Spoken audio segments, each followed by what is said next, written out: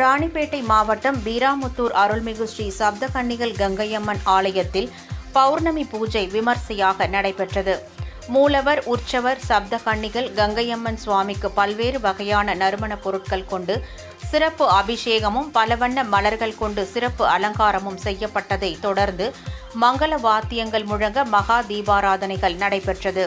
பின்னர் சிறப்பு அலங்காரம் செய்யப்பட்ட ஊஞ்சலில் உற்சவர் கங்கையம்மன் சுவாமி எழுந்தருளி பக்தர்களுக்கு காட்சி தந்து அருள் பாலித்தார்.